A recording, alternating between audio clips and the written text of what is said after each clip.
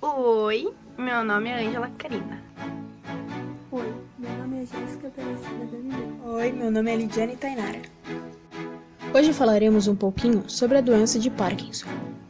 Parkinson é uma doença do sistema nervoso central, de forma progressiva e degenerativa, que afeta os movimentos de uma pessoa.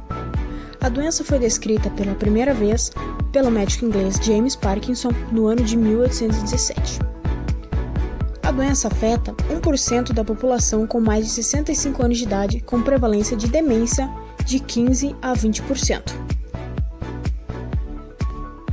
Doenças neurológicas degenerativas: Alzheimer, Parkinson, esclerose múltipla, ELA, sendo a doença de Parkinson a segunda doença degenerativa mais comum do sistema nervoso central. Primária é localizada na substância negra compacta onde é sintetizada a dopamina. A secundária é outras doenças neurológicas, como por exemplo a encefalite letárgica ou doença de Alzheimer. Sinais e sintomas. Sobre os seus sinais e sintomas, a doença possui uma tríade clínica de sintomas principais, que são o tremor, que podem afetar um ou dois lados do corpo, a rigidez, que afeta o modo do indivíduo andar, e a bradicinesia, que fazem seus movimentos voluntários ficarem mais lentos, assim como suas alterações e instabilidades posturais, onde a cabeça e o tronco ficam fletidos ventralmente, ou seja, tronco e cabeça para frente.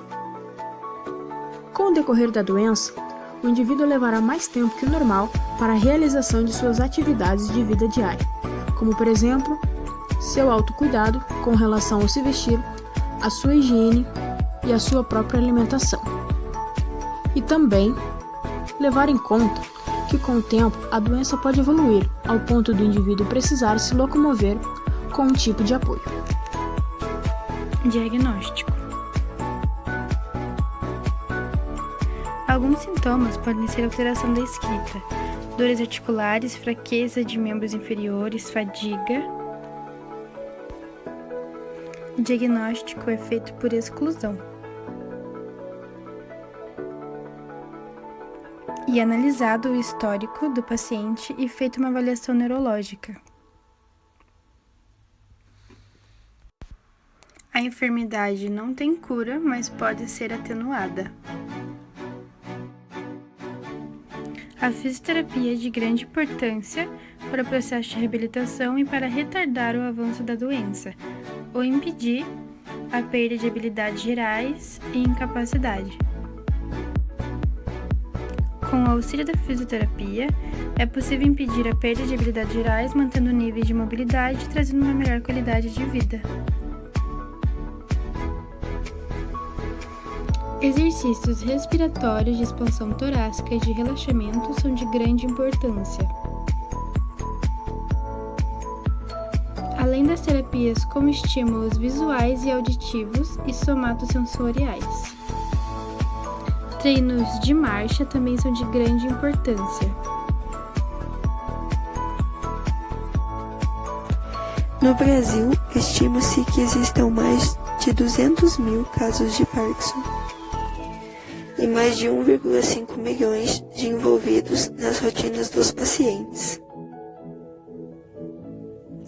Com o aumento da expectativa de vida no mundo, os casos devem subir nos próximos anos. Por outro lado, a medicina está em grande evolução e acredita-se que a qualidade de vida dos parkinsonianos melhore muito. Não é possível prever a doença, não se sabe qual pessoa a desenvolverá. A doença causa a perda antecipada dos neurônios que produzem dopamina, localizados na substância negra. A dopamina é um neurotransmissor responsável pelo envio de mensagens a áreas do cérebro responsáveis pela coordenação dos movimentos. Sem ela, temos uma falha nesta comunicação. Através da ultrassonografia transcraniana, podemos ver alterações nas cores do cérebro. Se houver alguma modificação na substância negra, indica a perda de células dopaminérgicas. Já a cintigrafia cerebral aponta a quantidade de dopamina em certas áreas. Embora ainda não exista cura, existem tratamentos medicamentosos para a doença, que retardam o processo e controlam os sintomas por anos. Com o avanço da doença, os sintomas acabam ficando cada vez mais fortes. E as drogas já não respondem tão bem, mesmo com altas doses. Assim, os efeitos colaterais acabam ficando mais incapacitantes que os sintomas. Os medicamentos tentam reproduzir os efeitos dos neurotransmissores, reduzindo o tremor e a rigidez.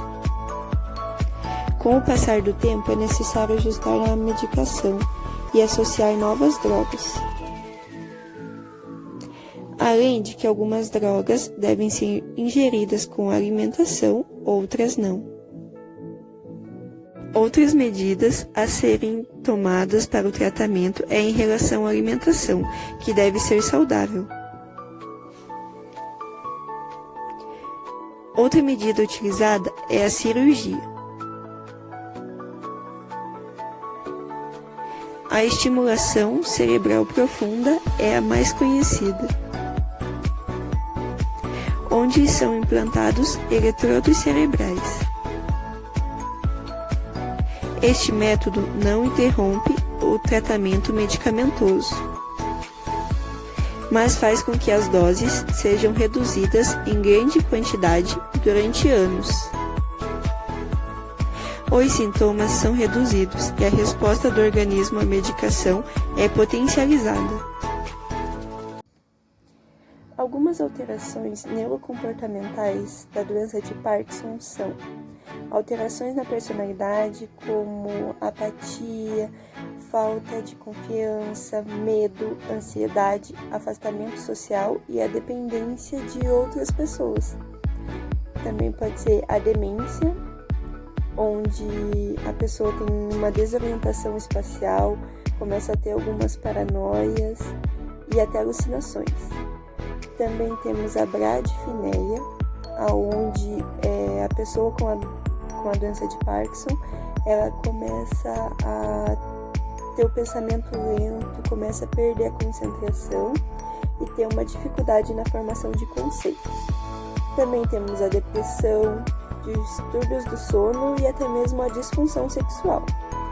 Outras manifestações ainda possíveis são desregulação respiratória, sudorese excessiva, disfunção tanto sexual, como já foi falado, como a esfincteriana, constipação, seborreia, alguns sintomas sensoriais como parestesia, dores, algumas disfunções visuais, olfativas e vestibulares, hipotensão ortostática, fadiga e até a perda de peso.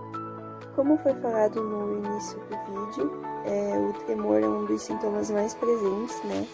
Ele pode estar presente só na mão e nos dedos, mas também pode atingir o queixo, a cabeça e até mesmo os pés. O tremor ele é chamado tremor de repouso, porque ele acontece quando não tem nenhum movimento. Ele varia durante o dia, nem sempre o tremor é igual. A pessoa pode tremer mais quando ela está nervosa, e quando ela está descontraída, o tremor pode ser mínimo. E durante o sono, o tremor pode chegar até desaparecer. Ele pode acometer um lado do corpo apenas ou os dois lados. A rigidez, ela vai afetar o caminhar do paciente, a marcha, né? O paciente vai começar a realizar uma marcha arrastando os pés e com o corpo inclinado para a frente. Então, ele vai ter uma lentidão nos movimentos, e essa lentidão ela é bem mais acentuada que no envelhecimento natural.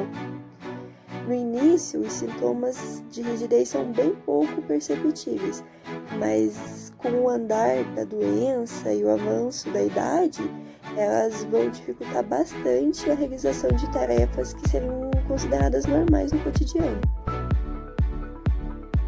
dificuldades para respirar ou falta de ar podem ser sinais de comprometimento cardíaco ou pulmonar, mas na pessoa que tem Parkinson, deve-se tomar bastante cuidado, porque essa falta de ar, essa dificuldade para respirar pode ser devido à rigidez, que ela vai acometer os músculos da parede torácica, assim o paciente vai ter uma dificuldade de expandir os pulmões.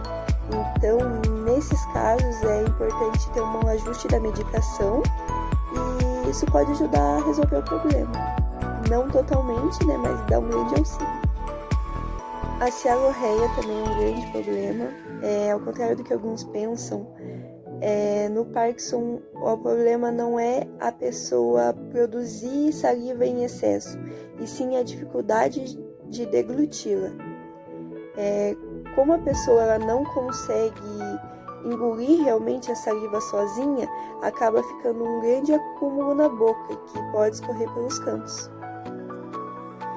As flutuações motoras elas acontecem entre 50% e 80% dos pacientes que, após 5 anos de tratamento com a L-Dopa, que é o remédio mais utilizado no momento para o tratamento de Parkinson.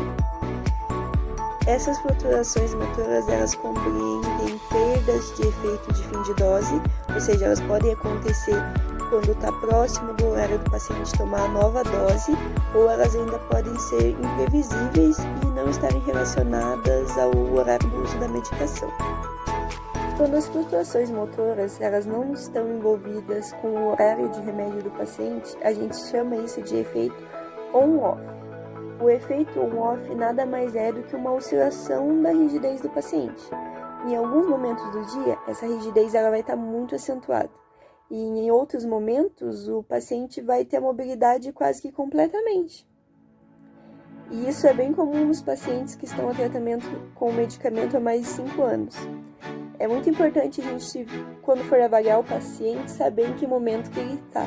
Se ele está no momento on, que é de muita rigidez, ou se ele está no momento off, porque isso vai trazer muitas alterações na avaliação. Então, se eu avaliei o paciente no momento bom, na próxima avaliação eu só vou poder comparar se também for uma avaliação de momento on. Ou ao contrário, se eu avaliei no momento off, na próxima avaliação eu só posso comparar se ele estiver no mesmo momento off.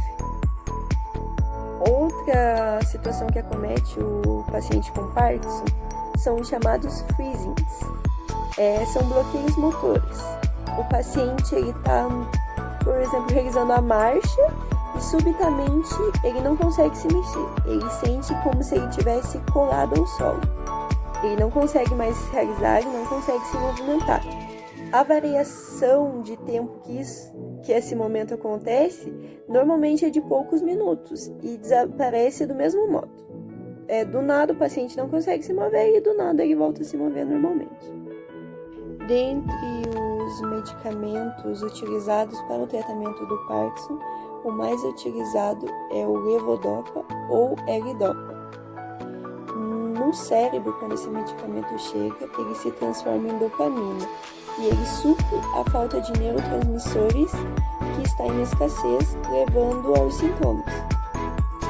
No entanto, com o uso prolongado desse medicamento, começam a aparecer alguns efeitos colaterais, como os movimentos involuntários anormais.